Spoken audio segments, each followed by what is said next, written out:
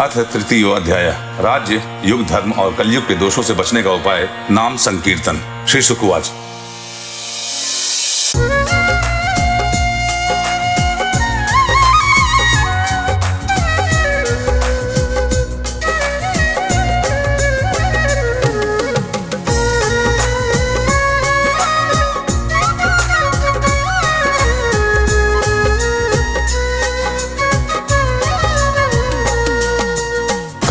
एष नरेन्द्र मुखः स्यात् विदुषामपि येन तेनोपमे पिण्डितेति वैष्णविकानृपः। श्री सुखदेव जी कहते हैं, परीक्षित, जब पृथ्वी देखती है कि राजा लोग मुझ पर विजय प्राप्त करने के लिए उतावले हो रहे हैं, तब वह हंसने लगती है और कहती है, कितने आश्चर्य की बात है कि यह राजा लोग जो स्वयं मौत के खिलौने हैं मुझे जीतना चाहते हैं।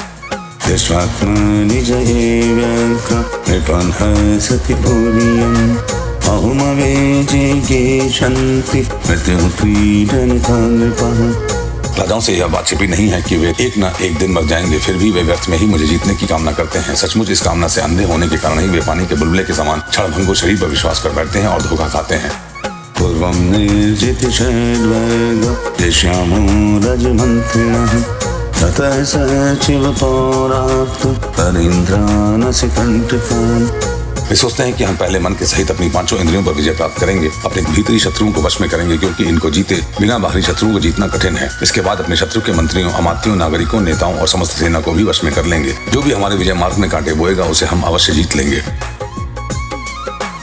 एवं कामेण देशाम पृथ्वीं सागर मेखलाम् इत्यशबाध्य हृदयान् पश्यन्त्यन्ति किंककम्। इस प्रकार धीरे धीरे क्रम से सारी पृथ्वी हमारे अधीन हो जाएगी और फिर तो समुद्र ही हमारे राज्य की खाई का काम करेगा। इस प्रकार वे अपने मन में अनेकों आशाएं बांध लेते हैं और उन्हें यह बात बिल्कुल नहीं सोचती कि उनके सिर पर काल सवार है। समुद्रवरणां जेत्वा मां विशन्त्यधिमुदसाम् कीदत्पञ्जयस्येतन् मुक्तिराजत्वजयफलम्। यहीं तक नहीं, जब एक द्वीप उनके वश में हो जाता है तब वे दूसरे द्वीप पर विजय करने के लिए बड़ी शक्ति और उत्साह के साथ समुद्र यात्रा करते हैं। अपने मन को इंद्रियों के वश में करके लोग मुक्ति प्राप्त करते हैं, परंतु ये लोग उनके वश में करके भी थोड़ा सा भूभाग ही प्राप्त करते हैं। इतने परिश्रम और आत्मसंयम का यह कितना तुच्छ फल है।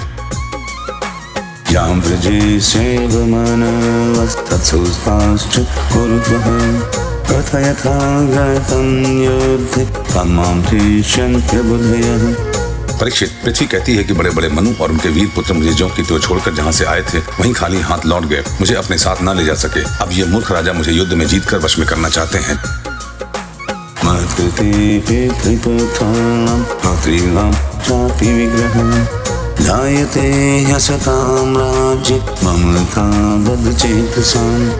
जिनके चित्त में यह बात दृढ़ मूल हो गई है कि यह पृथ्वी मेरी है, उन दुष्टों के राज्य में मेरे लिए पिता पुत्र और भाई भाई भी आपस में लड़ बैठते हैं। ममेवेयमहि कृष्ण न ते मूढितवादिनः कर्षमाणमितोक्नन्ति नियन्ते मत्कृतेन्द्रपः। वे परस्पर इस प्रकार कहते हैं कि ओ मूढ़, यह सारी पृथ्वी मेरी ही है, तेरी नहीं। इस प्रकार राजा लोग एक दूसरे से कहते सुनते हैं, एक दूसरे से स्पर्धा करते हैं, मेरे लिए एक दूसरे को मारते हैं और स्वयं मर मिटते हैं।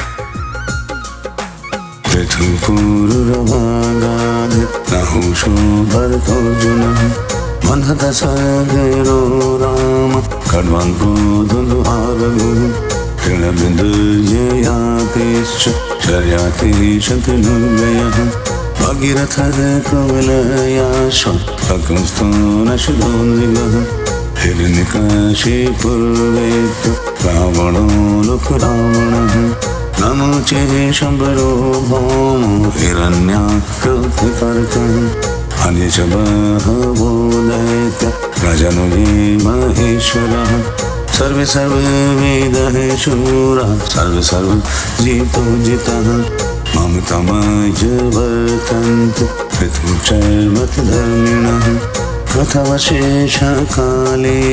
विकृता कृतविभो पृथु, पुरुरवा, गाधी, नहुष, भरत, सहस्रबाहु, अर्जुन, मांधाता, सगर, राम, खंडवांग, धुंधुमार, रघु, तृणबिंदु, यजाति, शर्याति, शंतनु, गय, भगीरथ, कुवलयाश्व, ककुस्थ, नल, नृग, हिरण्यकशिपु, वृत्तासुर, लोकद्रोही रावण, नमुची, शंबर, भौमासुर, हिरण्याक्ष और तारकासुर तथा और बहुत से दैत्य एवं शक्तिशाली नरपति हो गए। ये सब लोग सब कुछ समझते थे, शूर थे, सभी ने दिग्विजय में दूसरों को हरा दिया, किंतु दूसरे लोग इन्हें न जीत सके, परंतु सबके सब मृत्यु के ग्रास बन गए। राजन, उन्होंने अपने पूरे अंतःकरण से मुझे ममता की और समझा कि यह पृथ्वी मेरी है, परंतु विकराल काल ने उनकी लालसा पूरी न होने दी। अब उनके बल, पौरुष और शरीर आदि का कुछ पता ही नहीं है, केवल उनकी कहानी मात्र शेष रह गई है। कथा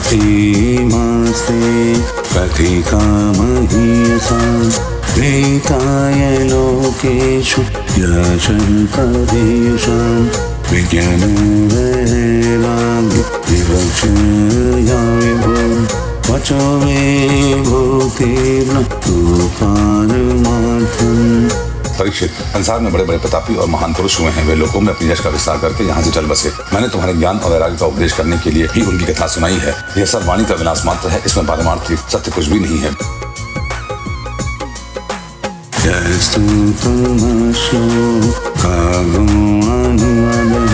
संगीयते वीक्षामङ्गलः तमेव नित्यं श्रेयादभीक्षं कृष्णे मला भक्ति ईप्समाना। भगवान श्री कृष्ण का गुणानुवाद समस्त अमंगलों का नाश करने वाला है। बड़े बड़े महात्मा उसी का गान करते रहते हैं। जो भगवान श्री कृष्ण के चरणों में अनन्य प्रेममयी भक्ति की लालसा रखता है, उसे नित्य निरंतर भगवान के दिव्य गुणानुवाद का ही श्रवण करते रहना चाहिए।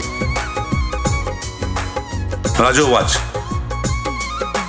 केन पयेन भगवन् कलदुषान् कलो जनाः विधिमिषन्त्युपचेष्टां तन्मे ब्रूहि यतमुने युगान् युगधर्मांश्च मानां प्रलयकल्पयोः कालेश्वररूपस्य गतिं विष्णुर्महात्मनः। राजा परीक्षित ने पूछा, भगवान मुझे तो कलयुग में राशि राशि दोष ही दिखाई दे रहे हैं। उस समय लोग किस उपाय से उन दोषों का नाश करेंगे? इनके अतुल्य युगों का स्वरूप, उनके धर्म, कल्प की स्थिति और प्रलयकाल के मान एवं सर्वव्यापक सर्वशक्तिमान भगवान के काल रूप का भी यथावत वर्णन कीजिए। श्री शुकवाच कृते प्रवर्तते धर्मश्चतुष्पात् जनर्थितं सत्यं दयतपोदानमिति पादा विपुनृपम्। श्री सुखदेव जी कहते हैं, परीक्षित, सतयुग में धर्म के 4 चरण होते हैं। वे चरण हैं सत्य, दया, तप और दान। उस समय के लोग पूरी निष्ठा के साथ अपने अपने धर्म का पालन करते हैं। धर्म स्वयं भगवान का स्वरूप है। संतुष्टा करुणामेत शांता दान्ता स्थितिक्षमा आत्मा राम सदृश जना। सतयुग के लोग बड़े संतोषी और दयालु होते हैं। वे सबसे मित्रता का व्यवहार करते और शांत रहते हैं। इंद्रियां और मन उनके वश में रहते हैं और सुख दुख आदि द्वंद्वों को वे समान भाव से सहन करते हैं। अधिकांश लोग तो समदर्शी और आत्माराम होते हैं और बाकी लोग स्वरूप स्थिति के लिए अभ्यास में तत्पर रहते हैं।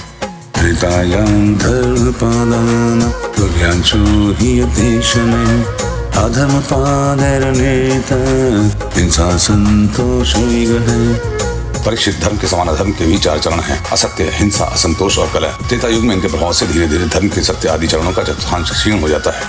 तदा क्रियत भूनिष्ठ नति हिंसा नलपटः त्रैवर्गिकाश्रये वृद्ध वनाप्रेमोत्तरनृपः।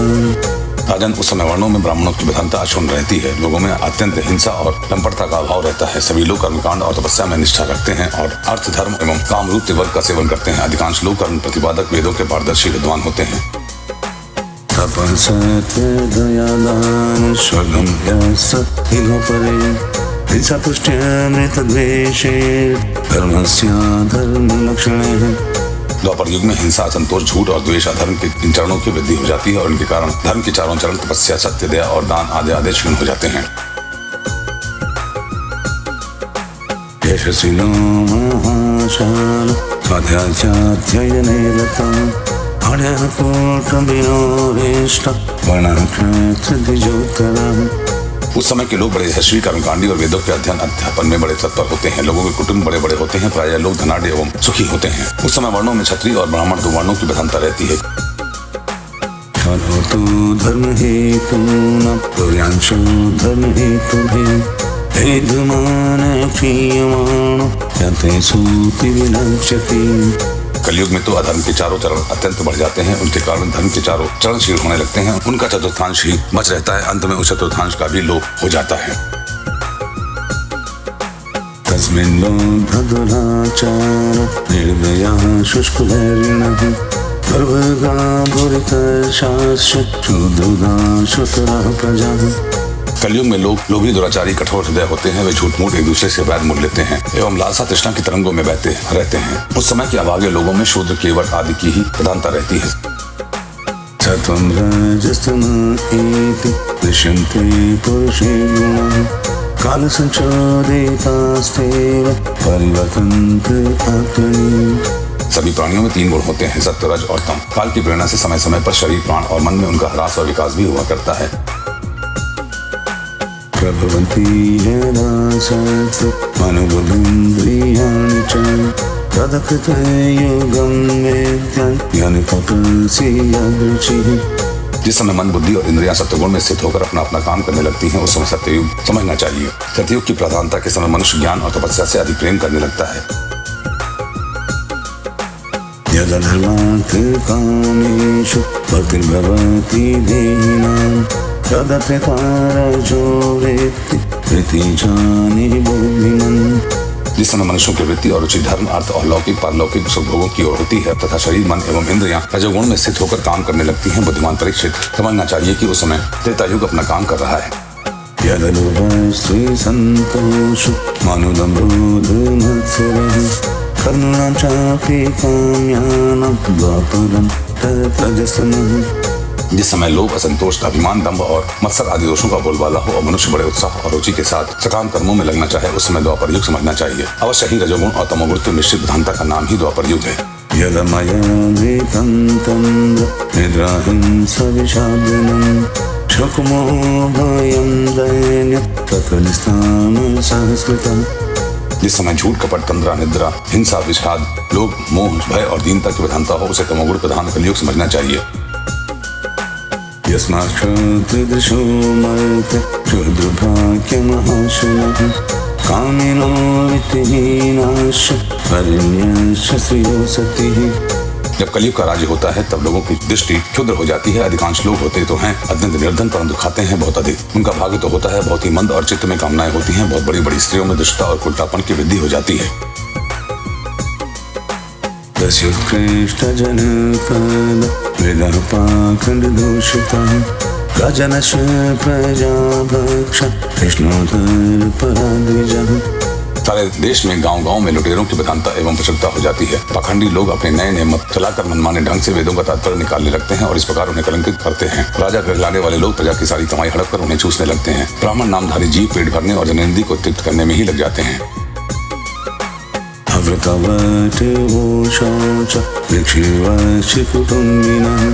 तपस्विनो ब्रह्मवासा यासिनात्यर्थलोलुपः। ब्रह्मचारी लोग ब्रह्मचर्य व्रत से रहित और अपवित्र रहने लगते हैं। गृहस्थ दूसरों को भिक्षा देने के बदले स्वयं भीख मांगने लगते हैं। वानप्रस्थी गांवों में बसने लगते हैं और सन्यासी धन के अत्यंत लोभी अर्थपिशाच हो जाते हैं।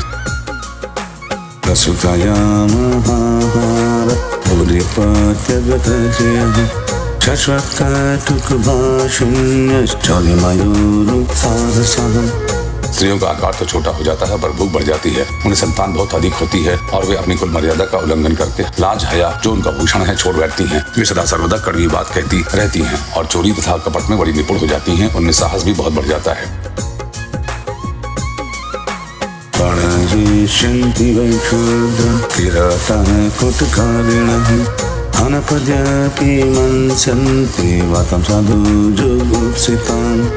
व्यापारियों के हृदय अत्यंत क्षुद्र हो जाते हैं। वे कौड़ी कौड़ी से लिपटे रहते और छदाम छदाम के लिए धोखाधड़ी करने लगते हैं। और तो क्या आपत्ति काल न होने पर तथा धनी होने पर भी वे निम्न श्रेणी के व्यापारियों को जिनकी सत्पुरुष निंदा करते हैं ठीक समझने और अपनाने लगते हैं।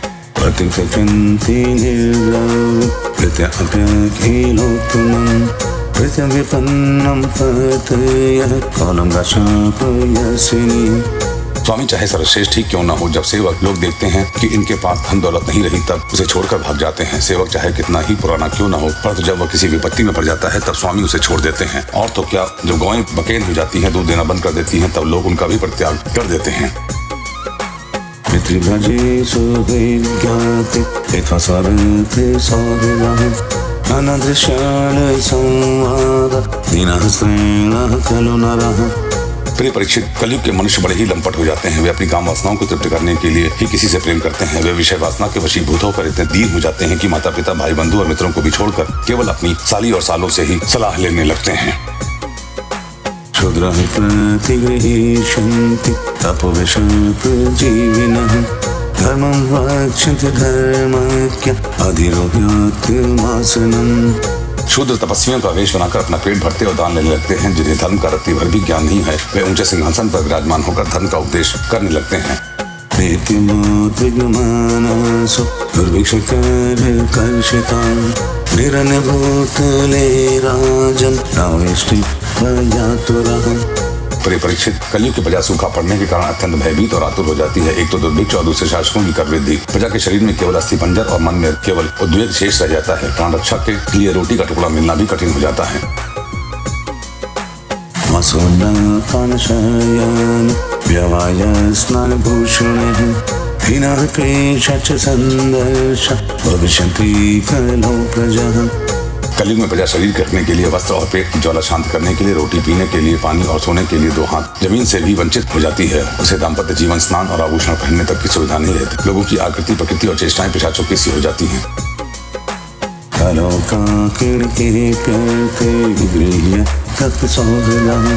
रक्षन्ति च प्रियान् प्राणान् अनिष्यन्ति स्वतनपि।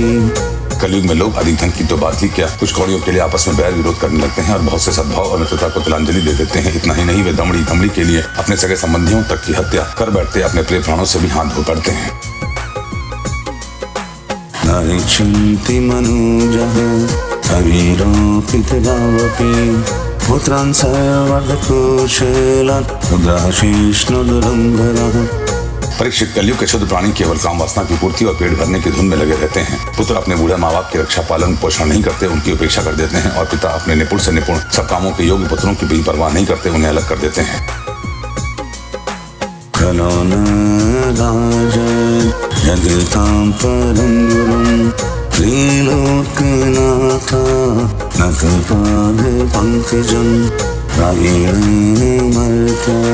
भगवन्त मच्युतं याच्यन्ति पाखण्ड विभिन्न चेतसः। परीक्षित, श्री भगवान ही चराचर जगत के परम पिता और परम गुरु हैं। इंद्र, ब्रह्मा आदि लोकाधिपति उनके चरण कमलों में अपना सिर झुकाकर सर्वस्व समर्पण करते रहते हैं। उनका ऐश्वर्य अनंत है और वे एक रस अपने स्वरूप में स्थित है। परंतु कलयुग में लोगों में इतनी मूर्खता फैल जाती है कि पाखंडियों के कारण लोगों का चित्त इतना भटक जाता है कि प्रायः लोग अपने कर्म और भावनाओं के द्वारा भगवान की पूजा से भी विमुख हो जाते हैं। जन्नामधेयं प्रियमण आतुरः पतन् स्खलन् वा विवशो गृह्णन्तु मां विमुक्तकर्मागल उत्तमां गतिं प्राप्नोति यच्छन्ति न तं कालो जनाः। मनुष्य मरने के समय आतुरता की स्थिति में अथवा गिरते या फिसलते समय विवश होकर भी यदि भगवान से किसी एक नाम का उच्चारण कर ले तो उसके सारे कर्म बंधन से निभिन्न हो जाते हैं और उसे उत्तम से उत्तम गति प्राप्त होती है। परंतु हाय रे कलयुग से प्रभावित होकर लोग उन भगवान की आराधना से भी विमुख हो जाते हैं।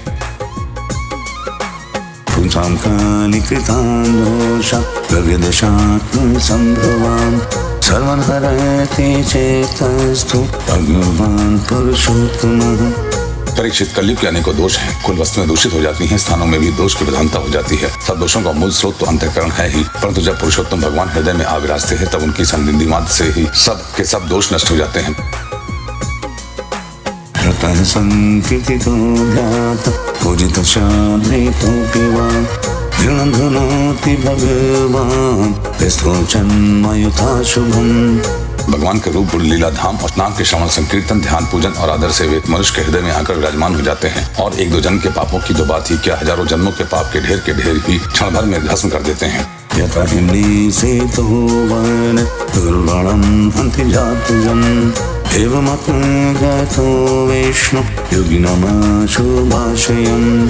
जैसे सोने के साथ संयुक्त होकर अग्नि उनके धातु संबंधी मलिनता आदि दोषों को नष्ट कर देती है, वैसे ही साधकों के हृदय में स्थित होकर भगवान विष्णु उनके अशुभ संस्कारों को सदा के लिए मिटा देते हैं। विद्यातपः प्राणनिरोध श्री तीर्थाभिषेक व्रत दान जपते अत्यंत शुद्धिं लभते तरात्मा यथादेस्ते भगवत् अनन्ते। परीक्षित, विद्या, तपस्या, प्राणायाम, समस्त प्राणियों के प्रति मित्र भाव, तीर्थ स्नान, व्रत, दान और जप आदि किसी भी साधन से मनुष्य के अंतःकरण की वैसी वास्तविक शुद्धि नहीं होती जैसी शुद्धि भगवान पुरुषोत्तम के हृदय में विराजमान हो जाने पर होती है। तस्मात् सर्वात्मनाराज हृदिस्थं पुरुषेश्वरं प्रियमाह्यवहितस्तत्तुरासि परं गतिम्। परीक्षित, अब तुम्हारी मृत्यु का समय निकट आ गया है। अब सावधान हो जाओ, पूरी शक्ति से और अंतःकरण से सारी वृत्तियों से भगवान श्री कृष्ण को अपने हृदय सिंहासन पर बैठा लो। ऐसा करने से अवश्य तुम्हें परम गति की प्राप्ति होगी। प्रियमाणैरभिधेय भगवान् परमेश्वरः आत्मभावं नयत्सन् सर्वात्म सर्वसंश्रयः।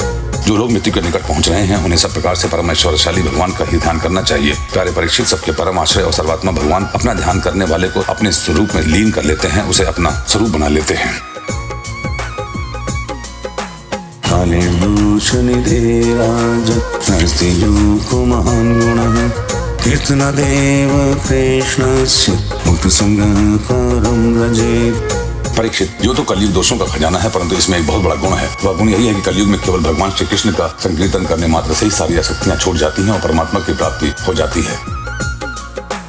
कृतयज्ञयतो विष्णु प्रेतायां यजतो मुखैः द्वापरे परिचर्यायां खलु तदहरि कीर्तना। सतयुग में भगवान का ध्यान करने से, त्रेता में बड़े बड़े यज्ञों के द्वारा उनकी आराधना करने से और द्वापर में विधि पूर्वक उनकी पूजा सेवा से जो फल मिलता है वह कलयुग में केवल भगवान नाम का कीर्तन करने से ही प्राप्त हो जाता है।